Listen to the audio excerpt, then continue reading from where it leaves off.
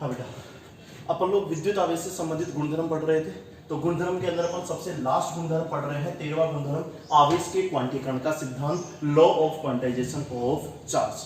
सभी गुणधर्मों में ये सबसे इंपॉर्टेंट गुणधर्म है और ये आपको बिल्कुल अच्छे से समझना है। आवेश के क्वांटीकरण का सिद्धांत क्या होता है वो अपन बाद में पढ़ेंगे। पहले मैं आपको बताता हूं कि क्वांटीकृत भौतिक राशि क्या होती है। पहले अपने को ये समझने जरूरी है कि क्वांटीकृत भौतिक राशि क्या होती है। क्वांटीकृत भौतिक राशि क्या होती है? सपोज दैट ये अपने पास में कोई क्लास है और मैं आपको पूछ रहा हूं कि इस क्लास के अंदर स्टूडेंट्स की संख्या, इस क्लास के अंदर स्टूडेंट्स की संख्या, अगर मैं आपसे पूछूं कि किसी क्लास के अंदर स्टूडेंट्स की संख्या कम से कम कितनी हो सकती है, तो आप कहोगे कि कम से कम किसी क्लास के अंदर कितने स्टूडेंट्स होंगे बेटा? एक। अच्छा, एक के बाद में उस क्लास में कितने स्टूडेंट हो सकते हैं? दो, उसके बाद 3, 4, 56, 84, इसी प्रकार से स्टूडेंट होंगे ना। क्या किसी क्लास के अंदर 7.5 स्टूडेंट पॉसिबल है? नहीं, किसी क्लास के अंदर 7.5 स्टूडेंट नहीं हो सकते। किसी भी क्लास के अंदर जो स्टूडेंट्स की संख्या होगी वो 1, 2, 3, 4, 5, 56, 84 इसी प्रकार की होगी, यानी कि बिना दशमलव वाली संख्या होगी। अच्छा बेटा, जो बिना दशमलव वाली संख्या होती है उन संख्याओं को अपन पूर्ण संख्याएं बोलते हैं। जो बिना दशमलव वाली संख्याएं होती हैं 1, 2, 4, 5, 54, 56 जो भी होती है उनको अपन क्या बोलते हैं बेटा? पूर्ण संख्याएं बोलते हैं। अब मेरी बात ध्यान से सुनो बेटा, किसी क्लास के अंदर न्यूनतम कम से कम कितने स्टूडेंट हो सकते थे? एक। ये तो हुआ इसका क्या? न्यूनतम मान। एक से कम आधा स्टूडेंट तो होगा नहीं, या फिर 0 स्टूडेंट तो होंगे नहीं। अगर 0 होगा तो क्लास ही नहीं होगी। तो कम से कम कितने स्टूडेंट होने चाहिए बेटा? एक। तो वो एक क्या है? उसका न्यूनतम मान। अच्छा बेटा, एक के बाद में कितने स्टूडेंट हो सकते हैं? 2। तो मैं इसको एक बार ऐसे लिख रहा हूं, 2 को 2 गुणा 1 लिख सकते हैं। उसके बाद में 3 को अपन 3 गुणा 1 लिख सकते हैं। उसके बाद में 4 को अपन 4 गुणा 1 लिख सकते हैं। इसी प्रकार 56 या 84 को अपन 84 गुणा 1 लिख सकते हैं। मैं आपसे कहना क्या चाहता हूं, ध्यान से समझिए। सबसे न्यूनतम स्टूडेंट्स कितने थे? 1। और उसके बाद में जो भी स्टूडेंट्स की संख्या आ रही है वास्तव में वो उस 1 को हमेशा पूर्ण संख्या से गुणा करने पर प्राप्त हो रही है। देखो हर बार 1 जो है वो किससे गुणा हो रहा है? 2, 3, 4, 84, 56, और ये सबकी सब क्या है? पूर्ण संख्याएं हैं। यानी कि हर बार हमें इस न्यूनतम मान 1 को किससे गुणा करना पड़ रहा है? पूर्ण संख्या से गुणा करना पड़ रहा है। तो उस स्थिति में हमें स्टूडेंट्स की संख्या प्राप्त हो रही है। यदि कोई कहे कि सर इस 1 को 7.5 से गुणा कर दो, इस बार आपने एक न्यूनतम मान जो था उसको किससे गुणा किया है? 7.5 से, तो आंसर आएगा 7.5। और आप सोच के देख लो किसी क्लास के अंदर 7.5 स्टूडेंट्स नहीं हो सकते। तो ऐसी जो राशियां होती हैं जिनके अंदर एक न्यूनतम मान होता है और उसके बाद के सारे मान उस न्यूनतम मान को पूर्ण संख्या से गुणा करने पर प्राप्त होते हैं। जैसे ही आप उस न्यूनतम मान को, जैसे यहां पर 1 था, उसको किसी दशमलव वाली संख्या से मान लो 7.5 से गुणा कर दिया, तो जो आंसर आ रहा है 7.5, वो उस भौतिक राशि का मान संभव नहीं है। क्लास में 7.5 स्टूडेंट नहीं हो सकते। तो ऐसी जो भौतिक राशियां होती हैं उनको हम क्या कहते हैं? क्वांटीकृत भौतिक राशियां कहते हैं। और जो उसका वो न्यूनतम मान होता है उस न्यूनतम मान को हम उसका क्वांटा कहते हैं। जो न्यूनतम मान होता है उसको हम उसका क्या कहते हैं? क्वांटा कहते हैं। अच्छा बेटा, ये तो अपने पास में किसकी बात हुई? किसी क्लास के अंदर स्टूडेंट्स की संख्या की। अपने को वास्तव में स्टूडेंट्स की संख्या की बात नहीं करनी है। अपने को तो यहां पर बात करनी है किसके बारे में बेटा? आवेश के बारे में बात करनी है। चलिए इसी कॉन्सेप्ट को आवेश से संबंधित समझते हैं। अब ध्यान से समझना बेटा, हमारे पास में मान लो एक वस्तु है और ये वस्तु अभी उदासीन है। थोड़ा सा याद करो बेटा, अगर ये वस्तु उदासीन है इसका मतलब इसका आवेश Q बराबर कितना है? 0। और Q बराबर 0 का मतलब इसमें जितने प्रोटॉन है, जितना प्लस है, उतने ही इसमें इलेक्ट्रॉन्स हैं। तो जितना प्लस उतना ही माइनस, इसलिए टोटल आवेश क्या आ गया? 0। अब मैं तुमसे कहता हूं कि हमें इसके ऊपर क्या उत्पन्न करना है? आवेश। तो मैंने आपको स्टार्टिंग में बोला था कि आवेश उत्पन्न करने के लिए या तो इस वस्तु के ऊपर इलेक्ट्रॉनों की संख्या में कमी करो, यानी कि इसमें से इलेक्ट्रॉन बाहर निकालो या इसके ऊपर इलेक्ट्रॉनों की संख्या में वृद्धि करो। चलिए बेटा, तो सपोज दैट अपन ने इसमें से इलेक्ट्रॉन बाहर निकाले। यदि मैं इसमें से एक इलेक्ट्रॉन बाहर निकाल लूं तो इस पर उत्पन्न होने वाला आवेश प्लस का ई होगा, क्योंकि एक इलेक्ट्रॉन का आवेश 1.6 गुणा 10⁻⁻19 कूलम होता है और अपन ने एक इलेक्ट्रॉन को क्या निकाला है, बाहर निकाला है, तो आवेश कैसा उत्पन्न होगा बेटा, प्लस। तो प्लस का ई आवेश उत्पन्न हो जाएगा। यदि मैं 2 इलेक्ट्रॉन बाहर निकाल लूं तो प्लस का 2e, यदि मैं 3 इलेक्ट्रॉन बाहर निकाल लूं तो प्लस का 3e, और यदि मैं n इलेक्ट्रॉन यहां से बाहर निकाल लूं तो जनरली हम बोल सकते हैं कि उस पर उत्पन्न होने वाला आवेश प्लस का ne होगा। इसी का विपरीत यदि हम इसको n इलेक्ट्रॉन प्रदान कर दे तो इस बार अपन इलेक्ट्रॉनों की संख्या में क्या कर रहे हैं, वृद्धि, तो इस पर उत्पन्न होने वाला आवेश माइनस का ne होगा। एक बार के लिए मैं इस प्लस माइनस को छोड़ रहा हूं, मैं जनरल बोल रहा हूं कि इस वस्तु पर उत्पन्न होने वाला कुल आवेश Q बराबर Ne होगा। ये फॉर्मूला बहुत इंपॉर्टेंट है, इसको ध्यान से समझो बेटा। Q क्या है, इस वस्तु पर उत्पन्न होने वाला कुल आवेश। N क्या है, इस वस्तु द्वारा यदि प्लस बनाना है तो त्यागे गए इलेक्ट्रॉन और यदि माइनस बनाना है तो ग्रहण किए गए इलेक्ट्रॉनों की संख्या। n क्या है, वस्तु द्वारा त्यागे गए अथवा ग्रहण किए गए इलेक्ट्रॉनों की संख्या। और e के बारे में मैंने आपको पहले ही बता दिया था, e एक संख्या है जिसका मान इलेक्ट्रॉन के आवेश 1.6 गुणा 10⁻⁻19 कूलम के बराबर होता है। हाँ बेटा, इस फॉर्मूले को आप ध्यान से समझो, यहीं से अपने को आवेश के क्वांटीकरण का सिद्धांत समझ में आएगा। मैं वापस से बोल रहा हूं, फॉर्मूला क्या है, Q बराबर Ne। Q क्या है, वस्तु पर उत्पन्न होने वाला कुल आवेश। N क्या है, वस्तु द्वारा त्यागे गए अथवा ग्रहण किए गए इलेक्ट्रॉनों की संख्या। और E क्या है, इलेक्ट्रॉन का आवेश जिसका मान होता है 1.6 गुणा 10⁻⁻19 कूलम। अब वो क्वांटीकृत भौतिक राशि वाला कॉन्सेप्ट अपन यहां पर अप्लाई करके देखते हैं। हाँ बेटा, चलिए मैं आपसे पूछता हूं कि ये जो अपन ने वस्तु पर कुल आवेश उत्पन्न किया Q, इसका मान कम से कम कितना होगा। ध्यान से समझना बेटा, मैंने किसका मान पूछा है, Q का। सोचो बेटा, ये N क्या था, वस्तु द्वारा त्यागे गए अथवा ग्रहण किए गए इलेक्ट्रॉनों की संख्या। आप मुझे बताओ कि इस N का मान कम से कम कितना होगा। 1। कोई वस्तु कम से कम कितने इलेक्ट्रॉन त्यागेगी, 1 इलेक्ट्रॉन तो त्यागेगी ना। क्या कोई वस्तु 1 से कम इलेक्ट्रॉन, आधा इलेक्ट्रॉन त्याग सकती है, नहीं। तो किसी भी वस्तु के लिए n का मान अर्थात उसके द्वारा त्यागे गए अथवा ग्रहण किए गए इलेक्ट्रॉनों की संख्या कम से कम कितनी होगी, 1। तो ये n का मान है कम से कम 1। यदि n का न्यूनतम मान 1 है तो Q का न्यूनतम मान E होगा। n का मान यहाँ पे कितना पुट कर दो बेटा, 1। तो बताओ Q बराबर क्या आया, E। अच्छा बेटा, नेक्स्ट मान बताओ। अब यदि n का अगला मान कितना होगा, किसी वस्तु ने 1 इलेक्ट्रॉन त्याग दिया, अब उसके बाद में वो कितने इलेक्ट्रॉन त्याग सकती है, 1.5 इलेक्ट्रॉन त्याग सकती है, नहीं। 1 के बाद वो कितने इलेक्ट्रॉन त्यागेगी, 2, 2 के बाद 3, 3 के बाद 5, 4, 5, 7। क्या कोई वस्तु 7.5 इलेक्ट्रॉन त्याग सकती है, नहीं। जो भी ये इलेक्ट्रॉन त्यागेगी कम से कम 1। तो जब n का मान हमने 1 किया तो Q का मान क्या आया था बेटा, E। अब नेक्स्ट n का मान कितना करो, 2, तो Q का मान कितना आएगा, 2e। नेक्स्ट n का मान कितना करोगे, 3। 2.5 इलेक्ट्रॉन थोड़ा त्यागेगी वस्तु, कितने त्यागने पड़ेंगे, 2 के बाद 3, तो इसका मान कितना हो जाएगा, 3e। उसके बाद 4e, ऐसे मान लो 56 इलेक्ट्रॉन त्याग दिए तो 56e, ऐसे 84 इलेक्ट्रॉन त्याग दिए तो 84e।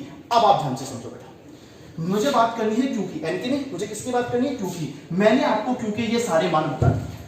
यदि Q के ये सारे मान हैं तो बताइए Q का मान कम से कम कितना है, E। Q का मान कम से कम कितना प्राप्त हुआ, E। और ये जो आपका मान है वो आपका क्या है, न्यूनतम मान। अच्छा बेटा, अगला मान बताओ, अगला मान कितना है, 2e। तो बताओ वो जो न्यूनतम मान था E, वो किससे गुणा हो रहा है, 2 से। और क्या 2 पूर्ण संख्या है क्या। उसके बाद में 3e, तो इस बार e किससे गुणा हुआ, 3 से। उसके बाद में 4e, तो इस बार e किससे गुणा हुआ, 4 से। इसी प्रकार 56e, 84e। क्या हर बार ये e जो है वो 2, 3, 4, 56, 84 पूर्ण संख्याओं से गुणा हो रहा है क्या। और अगर न्यूनतम मान, मैंने आपको जस्ट पहले बताया था, जो भी न्यूनतम मान होता है अगर वो हर बार केवल पूर्ण संख्याओं से गुणा हो रहा है। अच्छा, आप कहोगे कि सर क्या दिक्कत आ रही है, इसको 7.5 से गुणा कर दो। यदि तुम इसको 7.5 से गुणा कर दो E को, तो इसका मतलब ये 7.5 किसका मान है बेटा, N का। और n मैं आपको बार बार बोल रहा था क्या था, वस्तु द्वारा त्यागे गए अथवा ग्रहण किए गए इलेक्ट्रॉनों की संख्या। तो सोच के देखो कि क्या कोई वस्तु 7.5 इलेक्ट्रॉन त्याग सकती है? अरे नहीं भाई, या तो 7 त्यागेगी या 7 के बाद कितनी त्यागेगी? 8। 7.5 इलेक्ट्रॉन ये वस्तु नहीं त्याग सकती, इसलिए ये मान इसका संभव नहीं है। यानी कि हर बार ये जो E होगा वो केवल किससे गुणा होगा? 2, 3, 4, 5, 56, 84 हर बार पूर्ण संख्याओं से गुणा होगा। और अगर ये पूर्ण संख्याओं से गुणा हो रहा है, इसका मतलब आवेश भी क्या है? एक क्वांटीकृत भौतिक राशि है। और इसका क्वांटा क्या होगा? मैंने आपको बताया था क्वांटा क्या होता है? जो न्यूनतम मान होता है सबसे कम। तो बताइए यहां पर इसका क्वांटा क्या है? ई। ये जो ई है 1.6 गुणा 10 की घात -19 कूलम, ये इलेक्ट्रॉनिक आवेश है, इलेक्ट्रॉन का आवेश बोल सकते हो उसको, इसको आप न्यूनतम मान बोल सकते हो, और जो न्यूनतम मान है उसी को आप क्या बोल सकते हो? क्वांटा बोल सकते हो। तो आवेश के क्वांटीकरण के, ये सब मैंने आपको समझाने के लिए बताया है। आवेश के क्वांटीकरण का सिद्धांत क्या है और उसका फॉर्मूला क्या है? पहले मैं आपको आवेश का क्वांटीकरण का सिद्धांत हिंदी में बोल के बता रहा हूं, कोई दिक्कत नहीं है, ज्यादा कोई रट्टा मारने की जरूरत नहीं है। आवेश के क्वांटीकरण का सिद्धांत जो है, आप फॉर्मूला याद कर लो, Q बराबर NE। इस फॉर्मूले को देख करके आप इसका सिद्धांत खुद ही लिख सकते हो। सोचो बेटा कैसे लिख सकते हैं। आवेश के क्वांटीकरण के सिद्धांत के अनुसार किसी वस्तु पर उत्पन्न होने वाला कुल आवेश, Q क्या है? किसी वस्तु पर उत्पन्न होने वाला कुल आवेश, इस वस्तु जो आपका इलेक्ट्रॉनिक आवेश होता है E, या अपन इसको न्यूनतम संभव मान बोल सकते हैं, या हम इसको आवेश का क्वांटा बोल सकते हैं। वो जो आपका कुल आवेश है Q, वो हमेशा न्यूनतम मान अथवा इलेक्ट्रॉनिक आवेश अथवा आवेश के क्वांटा E बराबर 1.6 गुणा 10 की घात -19 कूलम के पूर्ण गुणज के रूप में होता है। ये n हमेशा क्या होती है? पूर्ण संख्या। तो ये हमेशा इसके पूर्ण गुणज के रूप में होता है। Q बराबर NE।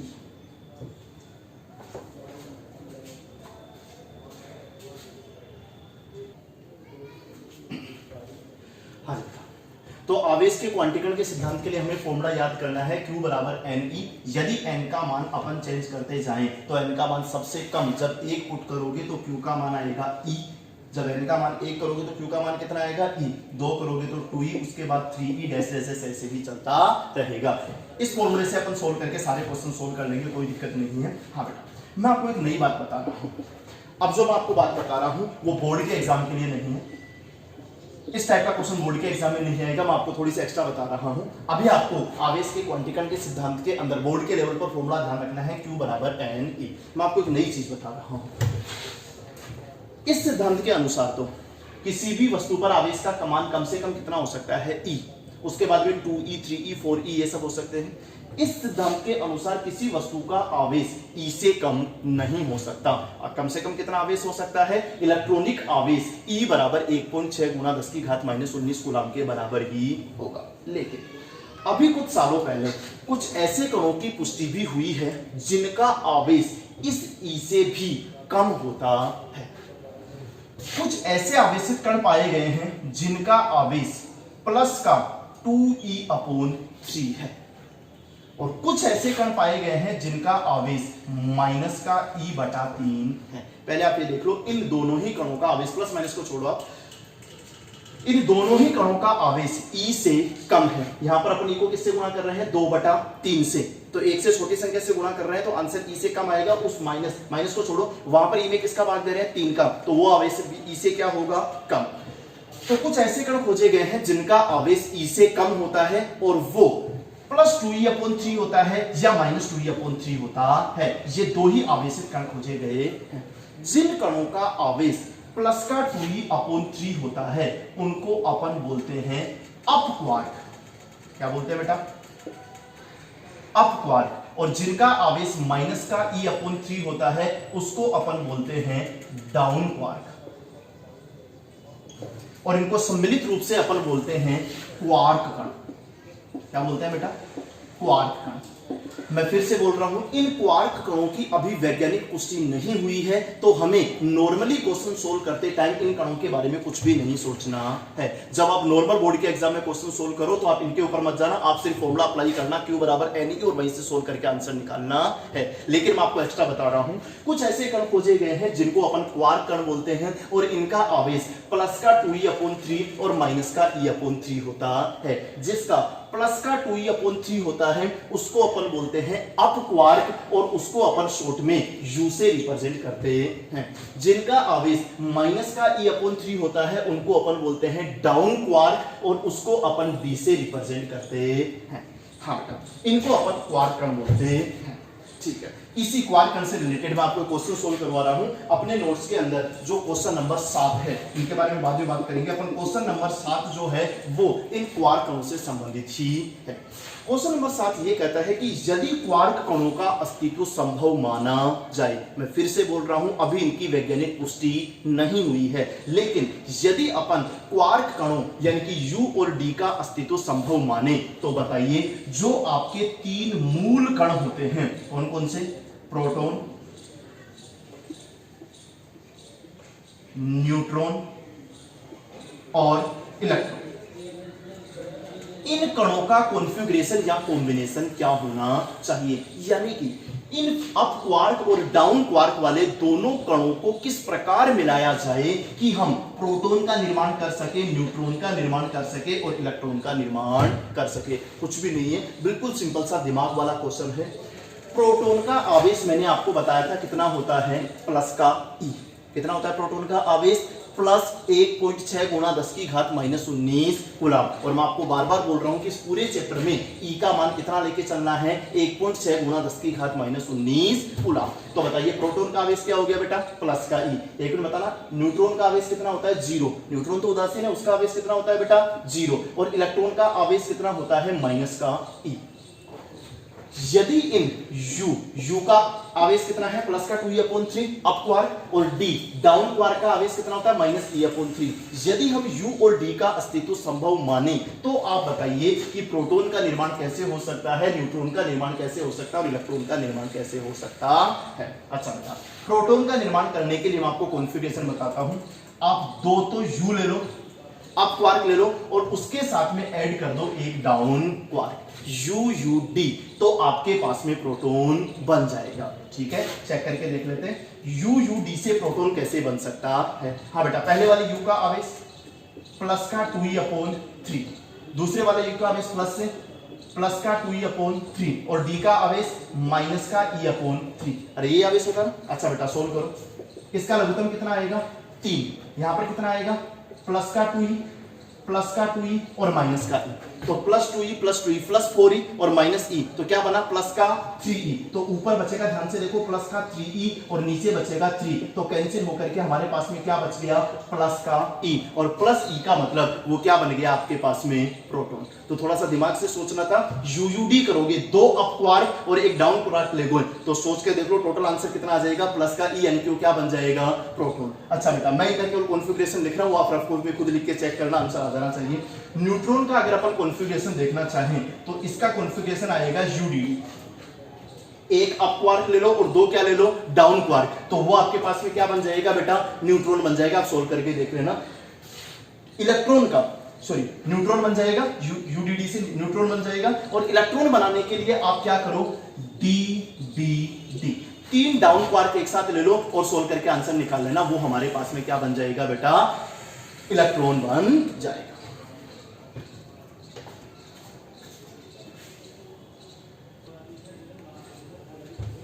हाँ बेटा, इन क्वार्कों से संबंधित अपन एक और क्वेश्चन सोल्व कर रहे हैं। अपने नोटबुक के अंदर लिखा हुआ है क्वेश्चन नंबर 8।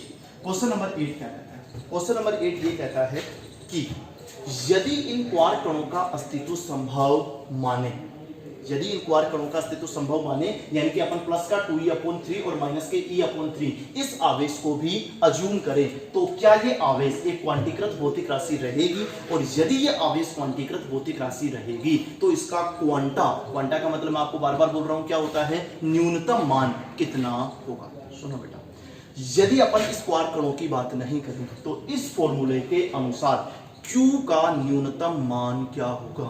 थोड़ा सा भेजा यूज करो, मैंने फॉर्मूला बताया है Q बराबर NE, तो बताइए N का मान कम से कम कितना होगा, 1। मैं N का मान नहीं पूछ रहा हूं, मैं आपको किसका मान पूछ रहा हूं, Q का। तो बताइए अगर N का मान कम से कम 1 होगा तो Q का मान कम से कम कितना होगा, E होगा। N का मान 1 पुट कर लो, Q का मान कितना आएगा, E। अच्छा अगला मान क्या आएगा, 2E, अगला मान 3E। चलो ये तो इसी प्रकार चलते रहेंगे। सबसे कम मान कौन सा है, E, और जो सबसे कम या न्यूनतम मान होता है E, वही उसका क्या कहलाता है, क्वांटा। तो अभी जो आपका नॉर्मल कंडीशन में आवेश का क्वांटा है वो कितना है, E बराबर 1.6 गुना 10 की घात -19 कूलम। और अपने को बोर्ड के एग्जाम में सारे क्वेश्चन उसी के हिसाब से सोल्व करके आने हैं, और नॉर्मली भी अगर कुछ नहीं दिया हो तो अपने को क्वेश्चन को इसी हिसाब से Q बराबर NE वाले फॉर्मूले से ही सोल्व करना है। अपन एक अलग चीज की बात कर रहे हैं कि मान लो यदि हम क्वार्क कणों का अस्तित्व संभव माने तो अब क्या, यदि क्वार्क कणों का अस्तित्व संभव माने तो बताइए बेटा सबसे कम आवेश कितना होगा, E बटा 3, प्लस माइनस को छोड़ो चिन्ह को, 2E/3 और E/3, इनमें से भी कम कौन सा है, E/3। तो सबसे कम कौन सा होगा बेटा, E/3। अब आगे बढ़ते हैं, इसको 2 से गुणा, E/3 का मतलब ये क्या है, डाउन क्वार्क, प्लस माइनस को छोड़ो, E/3 का मतलब ये क्या बन गया हमारे पास में, डाउन क्वार्क। इस डाउन क्वार्क E/3 को 2 से गुणा करो, क्या बन गया, 2E/3। क्या बन गया, अप क्वार्क। E/3 का मतलब क्या बन गया बेटा, अप क्वार्क। इस E/3 को 3 से गुणा कर दो, क्या बन गया, E। इस E/3 को किससे गुणा कर दो बेटा, 3 से, तो 3 से 3 कैंसिल, क्या बन गया, E। और वो E क्या आ गया हमारा, इलेक्ट्रॉनिक आवेश। अब इसी प्रकार आगे चलते रहो। अब सुनना एक बार, E/3 को सीधा 6 से गुणा करो, E/3 था उसको 2 से गुणा, E/3 हमारा क्या था, डाउन क्वार्क, इसको 2 से गुणा किया, क्या बना, प्लस 2E/3, क्या बन गया, अप क्वार्क। मैं कह रहा हूं उसको 3 से गुणा करो, तो 3 से गुणा करते ही क्या बन गया, E हमारा क्या बन गया, इलेक्ट्रॉनिक आवेश। अब मैं कह रहा हूं कि इस E/3 को पूर्ण संख्या से गुणा करना है, तो 3 के बाद में सीधा गुणा करो 6 से। यदि E/3 को तुम 6 से गुणा करोगे तो आंसर 2 आएगा, बन गया बेटा। इस E/3 को अब गुणा करो 9 से। मैंने तो कहा था पूर्ण संख्या से गुणा करना है, सभी पूर्ण संख्याओं से गुणा करना जरूरी नहीं है, लेकिन जब भी गुणा करो किससे गुणा करो, पूर्ण संख्या से। E/3 को किससे गुणा कर दो बेटा, 9 से, क्या बन गया, 3E। अब बताओ इसी प्रकार के बचे हुए E बनाए जा सकते हैं क्या। तो यदि हम क्वार्क कणों का अस्तित्व संभव माने तो भी आपका आवेश क्वांटीकृत भौतिक राशि ही रहेगा, लेकिन अब इसका क्वांटा E नहीं रहेगा, अब इसका क्वांटा कितना हो जाएगा, E/3, क्योंकि अब न्यूनतम मान कितना स्टार्ट हो रहा है, E/3। तो यदि क्वार्क कणों का अस्तित्व संभव माना जाए तो भी आवेश एक क्वांटीकृत भौतिक राशि ही रहेगी, लेकिन अब इसका न्यूनतम मान यानी कि क्वांटा E नहीं रहेगा। नॉर्मल कंडीशन में देखो कितना रह रहा था, E, अब वो क्वांटा E की जगह क्या हो जाएगा, E/3। जो मैंने आपको क्वार्क कणों के बारे में डिटेल बताई है कि एक अप क्वार्क होता है U, जिसका आवेश प्लस का 2E/3 होता है, दूसरा डाउन क्वार्क होता है D, जिसका आवेश माइनस का E/3 होता है। और उससे रिलेटेड मैंने आपको 2 क्वेश्चन भी सोल्व करवाए हैं, क्वेश्चन नंबर 7 और क्वेश्चन नंबर 8। ये केवल आपकी एक्स्ट्रा इंफॉर्मेशन के लिए था, बोर्ड के एग्जाम में इनसे आपको ज्यादा दिमाग नहीं लगाना है। बोर्ड के एग्जाम में या नॉर्मल जो भी अपने को क्वेश्चन सोल्व करने हैं, एक बार आप उनको भूल जाओ, सारे के सारे क्वेश्चन हमें कौन से फॉर्मूले से सोल्व करने हैं, Q बराबर NE से सोल्व करने हैं। इस फॉर्मूले से रिलेटेड क्वेश्चन सोल्व कराने से पहले मैं आपको एक बार फिर से बता देता हूं, ये Q बराबर NE फॉर्मूला हमने कहां से प्राप्त किया, आवेश के क्वांटीकरण के सिद्धांत के अनुसार प्राप्त किया। जो फॉर्मूला है Q बराबर NE, यहां Q क्या होता है, वस्तु पर उत्पन्न होने वाला कुल आवेश। सब कुछ आपकी कॉपी में लिखा हुआ, आप आराम से पढ़ सकते हो साथ साथ। Q क्या है हमारा, वस्तु पर उत्पन्न होने वाला कुल आवेश। N क्या है, वस्तु द्वारा त्यागे गए अथवा ग्रहण किए गए इलेक्ट्रॉनों की संख्या। और सोच के देखो, इस N का मान हमेशा क्या होगा, पूर्ण संख्या होगा। कोई भी वस्तु कितने इलेक्ट्रॉन त्यागेगी या ग्रहण करेगी, 2, 5, 7, 10 पूर्ण संख्या के रूप में त्यागेगी या ग्रहण करेगी। N का मान कभी भी 7.5 या 10.4 नहीं हो सकता। और E आपका क्या है, E पूरे चैप्टर में हमेशा फिक्स रहेगा, इलेक्ट्रॉनिक आवेश, जिसका मान 1.6 × 10⁻⁻19 कूलम होता है। इस E के आगे प्लस लगा दो तो प्रोटॉन बन जाएगा, प्लस का 1.6 × 10⁻⁻19 कूलम, और माइनस लगा दो तो इलेक्ट्रॉन बन जाएगा। चलिए इसी से रिलेटेड अपन नेक्स्ट क्वेश्चन सोल्व कर रहे हैं। नेक्स्ट क्वेश्चन ये है, क्वेश्चन नंबर 9। हमारे पास में एक वस्तु है, अभी ये वस्तु उदासीन है। अगर वस्तु उदासीन है इसका मतलब इसका टोटल आवेश Q बराबर अभी कितना है, 0। लेकिन मैंने कहा कि इस वस्तु ने 500 इलेक्ट्रॉन त्याग दिए। यदि वस्तु ने 500 इलेक्ट्रॉन त्याग दिए तो पहला क्वेश्चन ये है कि इस वस्तु पर उत्पन्न होने वाला कुल आवेश Q कितना होगा, और दूसरा क्वेश्चन ये है कि इस वस्तु के द्रव्यमान में परिवर्तन कितना होगा। चलिए अभी आपको सारी बातें समझ में आ जाएगी, कोई दिक्कत नहीं है। वस्तु ने 500 इलेक्ट्रॉन त्यागे हैं, इसका मतलब n का मान कितना हो गया, 500। आवेश के क्वांटीकरण के सिद्धांत का फॉर्मूला मैंने आपको क्या बताया था बेटा, Q बराबर NE। Q यहां पर क्या है, वस्तु पर उत्पन्न होने वाला कुल आवेश, जो कि हमें ज्ञात करना है। N क्या है, वस्तु द्वारा त्यागे गए अथवा ग्रहण किए गए इलेक्ट्रॉनों की संख्या। तो अभी बताओ, क्वेश्चन खुद कह रहा है कि वस्तु ने कितने इलेक्ट्रॉन त्यागे हैं, 500। तो N का मान कितना हो गया, 500, और E का मान हमें पता है 1.6 गुणा 10 की घात -19 कूलम। तो कोई दिक्कत नहीं है, अपन Q का मान ज्ञात कर सकते हैं। हाँ जी बेटा, Q बराबर N का मान 500, E का मान 1.6 गुणा 10 की घात -19। तो बताइए ये Q बराबर हमारे पास में कितना बन जाएगा, 8 गुणा 10 की घात -17 कूलम। सोल्व करके देख लेना, ये हमारे पास में कितना आ जाएगा, 8 गुणा 10 की घात -17 कूलम। अच्छा बेटा, एक मिनट अपन ब्रैकेट में बता देते हैं, यहाँ पे साइन लगा सकते हो।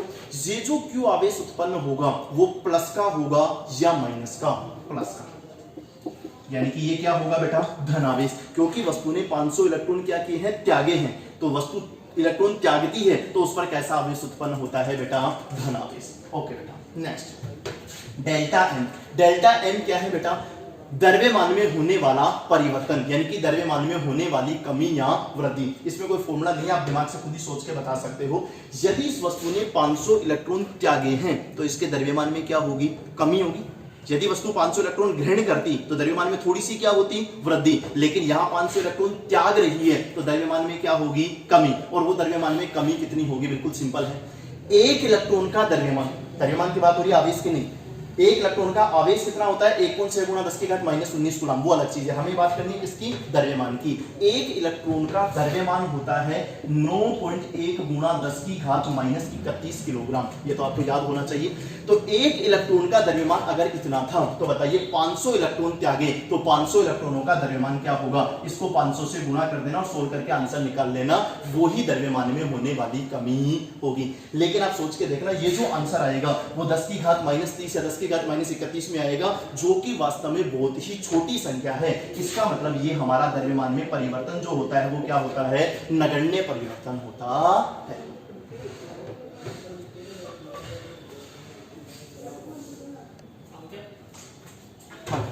नेक्स्ट, इसे आवेश के क्वांटीकरण के सिद्धांत से संबंधित अपन नेक्स्ट क्वेश्चन सोल्व कर रहे हैं, क्वेश्चन नंबर 10 जो अपनी कॉपी के अंदर है। क्वेश्चन नंबर 10 ये कहता है कि एक वस्तु ने, किसी वस्तु के ऊपर जो उत्पन्न होने वाला आवेश है Q, वो है -6.4 गुणा 10 की घात -16 कूलम। इस बार इसने Q का मान हमें दिया है कि किसी वस्तु पर कितना आवेश उत्पन्न हो गया, -6.4 गुणा 10 की घात -16 कूलम। तो आप बताओ कि इस वस्तु के द्वारा त्यागे गए अथवा ग्रहण किए गए इलेक्ट्रॉनों की संख्या कितनी है। पहले तो आप ये कंफर्म सोच के बताओ कि अगर वस्तु पर ऋणावेश उत्पन्न हो रहा है तो वस्तु ने इलेक्ट्रॉन त्यागे होंगे या ग्रहण किए होंगे, ग्रहण किए होंगे, क्योंकि त्यागने से तो कैसा आवेश उत्पन्न होता है बेटा, प्लस। इसका मतलब वस्तु ने क्या किए हैं बेटा, ग्रहण किए हैं। माना कि इस वस्तु द्वारा ग्रहण किए गए इलेक्ट्रॉनों की संख्या वो हमारे पास में कितनी है, n, और इस n का मान ही हमें ज्ञात करना है। कोई दिक्कत नहीं है, अपन फॉर्मूला यूज करते हैं Q बराबर NE। इस बार हमें Q का मान दे रखा है और E का मान तो हमें वैसे भी पता होता है, हमें किसका मान निकालना है, N का। ओके बेटा, बताइए N बराबर क्या हो जाएगा, Q अपॉन E। Q का मान, मैं बोल रहा हूं केवल क्या लेना है, Q का मान, प्लस माइनस छोड़ो, माइनस केवल ये बता रहा था कि इस वस्तु ने इलेक्ट्रॉन क्या किए हैं, ग्रहण किए हैं। प्लस होता है इसका मतलब इलेक्ट्रॉन त्यागे हैं। अपने को केवल उसका मान रखना है, तो बताओ Q का मान कितना रखोगे, 6.4 × 10⁻16 डिवाइडेड बाय ई का मान कितना होगा 1.6 इंटू 10 की पावर माइनस 19।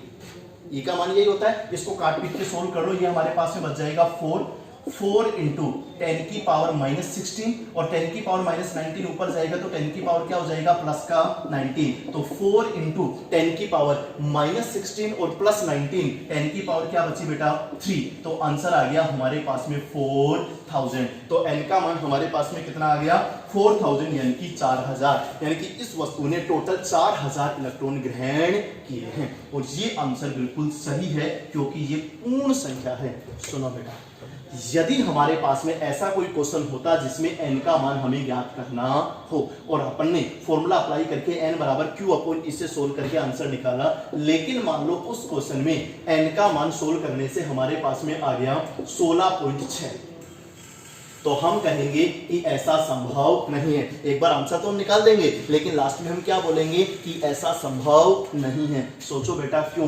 क्योंकि हमने किसका मान निकाला है n का मान, और n क्या होती है वस्तु द्वारा त्यागे गए अथवा ग्रहण किए गए इलेक्ट्रॉनों की संख्या, जो कि हमेशा क्या होनी चाहिए एक पूर्ण संख्या होनी चाहिए। और अगर आंसर 16.6 आ रहा है इसका मतलब ये संभव नहीं है। अच्छा, अगला जो क्वेश्चन मैं आपको सोल्व करवा रहा हूं वो इसी कॉन्सेप्ट से रिलेटेड है। क्या क्वेश्चन है? अगला क्वेश्चन नंबर 11। क्वेश्चन नंबर 11 ये कह रहा है कि मैं आपको Q के कुछ मान दे रहा हूं। पहले क्वेश्चन में मैं आपको Q का मान दे रहा हूं, Q बराबर 4 गुणा 10 की घात माइनस 17 कूलम, और दूसरे क्वेश्चन में मैं आपको Q का मान दे रहा हूं Q बराबर 8 गुणा 10 की घात माइनस 20 कूलम। आपको बताना है कि ये जो Q का मान मैंने आपको दिया है वो किसी वस्तु पर संभव है या नहीं। कोई बात नहीं, Q का मान हमें दिया हुआ है तो हम फॉर्मूला अप्लाई करते हैं Q बराबर NE, और हम n का मान निकाल लेते हैं। इसका मान निकाल लेते हैं n का, पूछा नहीं है लेकिन अपने को प्रूफ करना है कि Q का मान संभव है या नहीं है, तो तभी पता चलेगा। सबसे पहले किसका मान निकालेंगे बेटा n का। चलिए मान निकालिए, n बराबर Q अपॉन E। Q का मान 4 इंटू 10 की power minus 17 divided by E का मान 1.6 इंटू 10 की पावर माइनस 19। बोलो बेटा यही होगा। चलिए इसको सोल्व करो। अगर अपन इसको सोल्व करेंगे तो इसको अपन बोल सकते हैं 40/16 और गुणा, यहाँ पे बच जाएगा हमारे पास में 100। ये हो जाएगा 40/16 और 10 माइनस 19 ऊपर जाएगा तो ये हमारे पास में कितना बच जाएगा बेटा 100। 40/16 इसको हम लिख सकते हैं 2.5 गुणा 100। सोल्व करेंगे तो हमारे पास में आंसर आएगा 250। चलो बात करेंगे, बार n का मान कितना निकाल लिया 250। नेक्स्ट इसको सोल्व करो। Q बराबर वापस से वही n बराबर Q अपॉन E। Q का मान 8 इंटू 10 की power minus 20 divided by E का मान 1.6 इंटू 10 की पावर माइनस 19। इस बार थोड़ा सा पक्का ध्यान से देखना बेटा, इसको हम बोलेंगे 80/16। पॉइंट हटाओ तो ये कितना बनेगा 80/16, और इसको ऊपर ले जाएंगे तो यहाँ पे बचेगा 10 की घात माइनस 1। ये 10 की घात माइनस 19 है नीचे, तो ऊपर जाके क्या बन जाएगा प्लस का 19, बट ऑलरेडी कितना है माइनस 20 और प्लस 19, कितना बचेगा माइनस का 1। अच्छा बेटा 80/16 ये आएगा 5 गुणा 10 की घात माइनस 1, इसको हम लिखेंगे 1/10। तो ये हमारे पास में बना 5/10, यहां हम इसको लिखेंगे 0.5 यानी कि आधा। तो बताइए पहले क्वेश्चन में n का मान कितना आया 250। इसका मतलब ये कहना चाहता है कि इस वस्तु ने 250 इलेक्ट्रॉन त्यागे हैं या ग्रहण किए हैं। तो बिल्कुल ऐसा हो सकता है, एक वस्तु 250 इलेक्ट्रॉन त्याग सकती है अथवा ग्रहण कर सकती है। लेकिन इस बार n का मान कितना आया 0.5। इसका मतलब तो ये कहना चाहता है कि इस वस्तु ने आधा इलेक्ट्रॉन त्यागा है या ग्रहण किया है, तो ये संभव नहीं है। n का मान हमेशा क्या होना चाहिए पूर्ण संख्या। हाँ, अगर यहां पर आंसर 5 आता तो आंसर बिल्कुल सही होता। तो जो भी n का मान आना चाहिए वो हमेशा क्या आनी चाहिए बेटा पूर्ण संख्या। पूर्ण संख्या का मतलब बिना दशमलव वाली संख्या आनी चाहिए।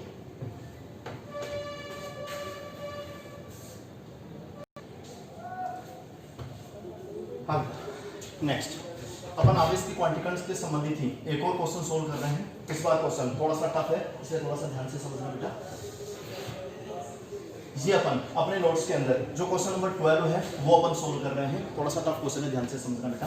क्वेश्चन ये है कि एक वस्तु है वो 10 की घात 9 इलेक्ट्रॉन प्रति सेकंड की दर से इलेक्ट्रॉन उत्सर्जित कर रही है।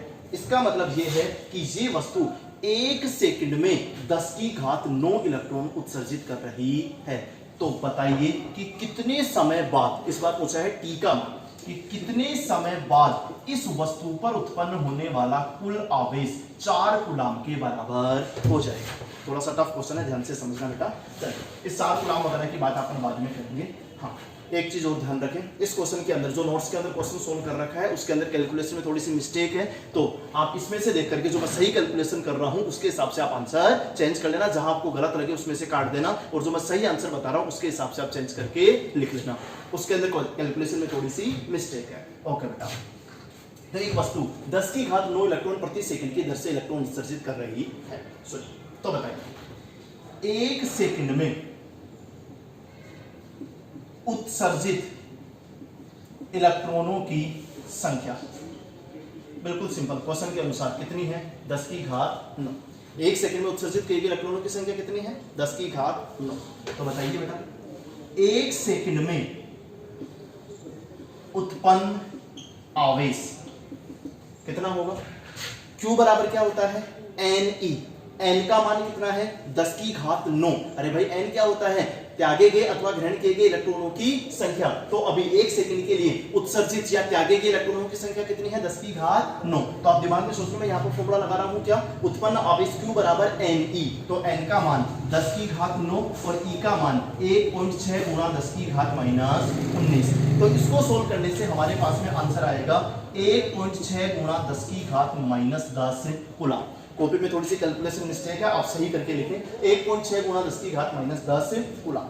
सुनिए बेटा, अब मैं इस क्वेश्चन को उल्टा सोल्व कर रहा हूं। अभी लाइन क्या कर रही है कि 1 सेकंड में उत्पन्न होने वाला आवेश बराबर कितना है? 1.6 गुणा 10 की घात -10 कूलाम। तो इसको उल्टा लिखूं तो क्या मैं ये लिख सकता हूं क्या कि 1.6 गुणा 10 की घात -10 कूलाम आवेश उत्पन्न होने में लगा समय बराबर 1 सेकंड। उल्टा लिखा है, कोई दिक्कत नहीं। तो बताइए 1 कूलाम आवेश उत्पन्न होने में लगा समय, ये तो 6th क्लास की बात है।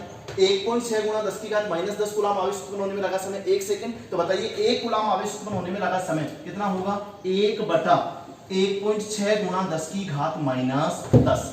हमें कितना आवेश उत्पन्न करना था? 4 कूलाम। तो कोई बात नहीं, 4 कूलाम आवेश उत्पन्न होने में लगा समय। इसको किससे गुणा कर दे बेटा? 4 से। तो 1/1.6 गुणा 10 की घात -10 और इसको किससे गुणा कर दो बेटा? 4 से। एक बार इसको सोल्व करते हैं।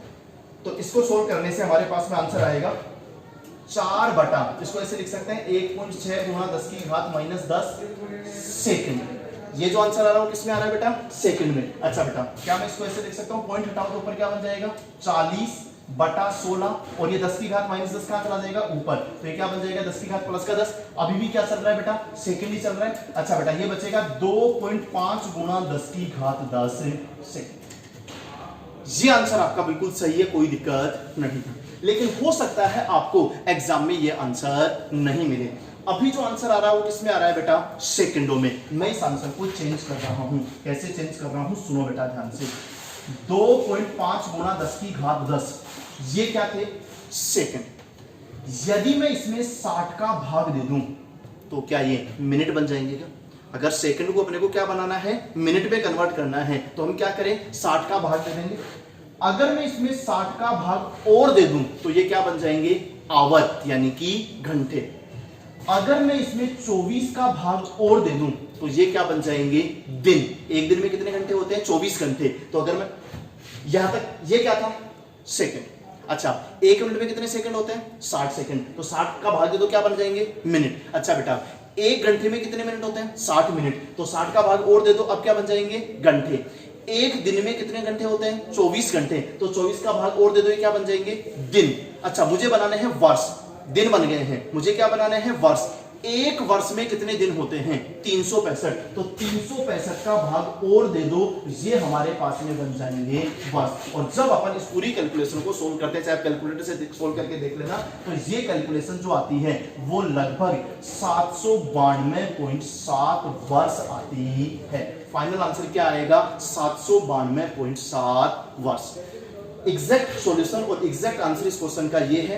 आपकी कॉपी में जहां जहां कैलकुलेशन मिस्टेक है आप उसको काट करके बिल्कुल सही कैलकुलेशन और सही आंसर यहां तक का लिख लीजिए। फुल एंड फाइनल आंसर क्या है, आपकी कॉपी के अंदर थोड़ी सी पावर में मिस्टेक कर रखी है तो उसमें आंसर निकाल रखा है 792.7 गुणा 10 की घात -10, वो नहीं आएगा। आंसर केवल क्या आएगा 792.7 बस।